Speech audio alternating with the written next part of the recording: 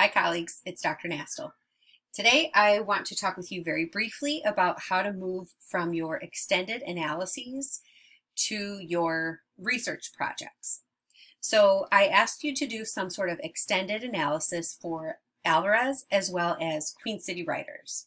For Alvarez, many of you identified the importance of including student voices, the importance of including community voices, and the importance of extending the work on TACO literacies to different environments and situations. So we've already talked a little bit about those ideas. For Queen City writers, here is an example of a student's conclusion where they identify several gaps. So they say that there were a few things lacking in the journal. It appears to showcase pieces connected to diversity and inclusion, while ironically lacking that very same thing. There are no community college students represented in the journal. There's a lack of voices from African American writers as well as from veterans. So if this writer is concerned about those three groups of people, they could do more research into like what are experiences of two-year college students, or how are two-year college students represented in writing studies?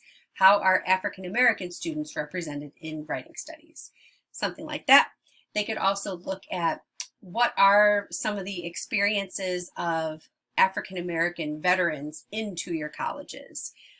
They could think about what are strategies to support veterans in composition classes. So those are the beginnings of ideas that they could explore even further. What I'm suggesting here is for your research project to go back to your conclusions for the Alvarez and Queen City writers. Any place that any gap you have identified is a rich area for you to pursue because we know it's important to you. Otherwise, you wouldn't have noticed it. And if it's a gap, that means that there's room for you to contribute your unique ideas.